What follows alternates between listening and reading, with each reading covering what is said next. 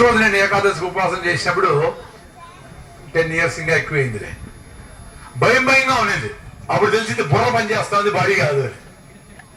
ఆ టైం అయిపోతాను, 1 గంట అయిపోతాను, ఇంకా ఆకలిస్తుంది. తిరగపోతే ఏమవుతుందో అది 5 అయ్యాను. ఏమి జబ్బులు లేవు, అయినా భయమే. అట్లా సాయంత్రం అయ్యేటప్పటికి చెరుకు రసం, మా పొలంలో చెరుకు ఆడుతున్నారు, పోయి గడగడా తాగేసాం.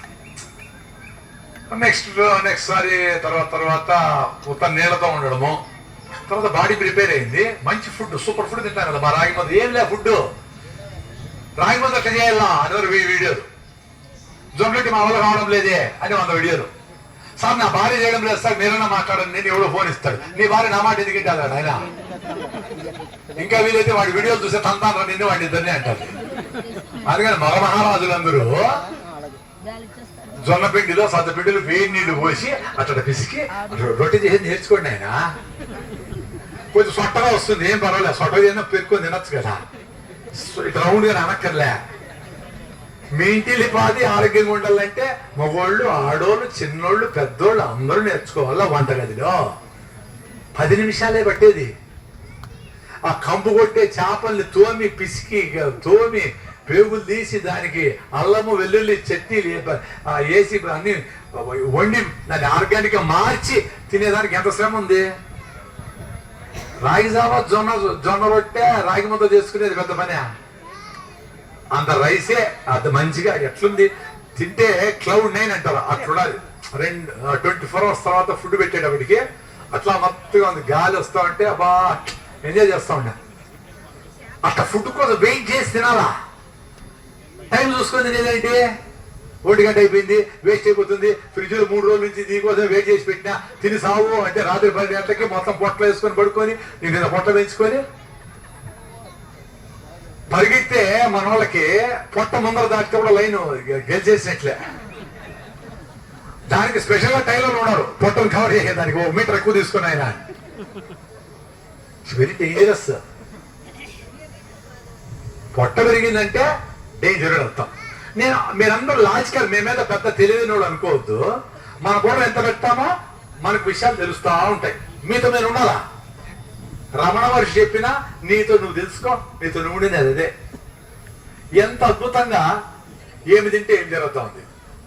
ఇప్పుడు ఈ భోజనం చేసినా కదా, అబ్బా అసలు ఫస్ట్ లో చిన్నగా తిన్నా అయిపోతుందేమో అని. అయిపోదు, మస్తుగా ఉంది. అయినా నేను బెంగళూరులో ఏదో పెద్ద హోటల్ పెట్టినారు.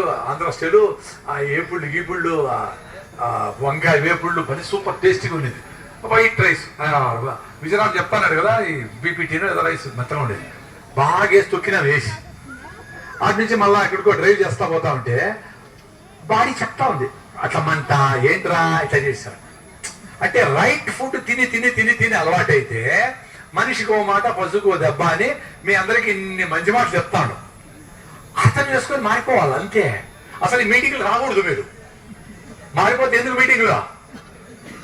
మీ ఇంట్లో మీ బంధువులు, మీ పెళ్లిళ్ళు, మీ బర్త్డేలకు అన్ని ఇట్లా విషయాలు మీరే మాట్లాడాలా.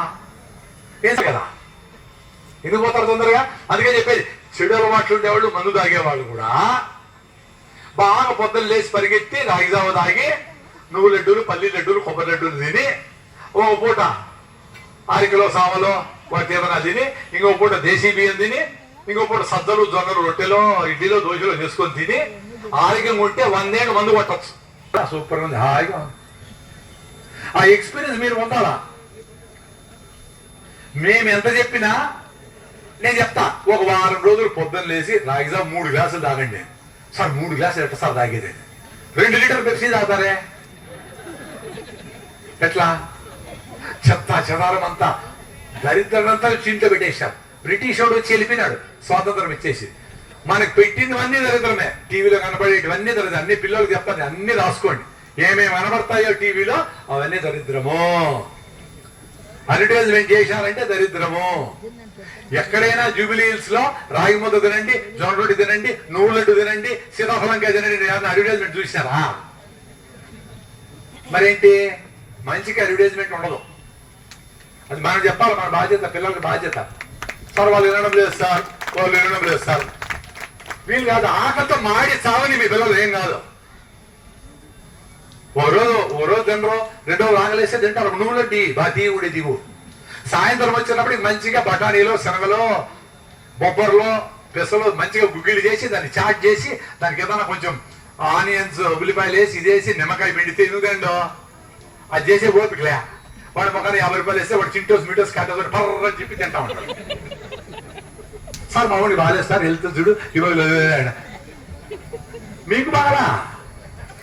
ఇంకో కొత్త వర్షం ఏమంటే మా జీవితాలు ఎట్లా పాడైపోయినాయమ్మా, మా పిల్లలు మీరెన్నో బాగుండండి రా అంటే మీరే బాగలేకపోతే వాడు ఏం బాగుపెడతారు.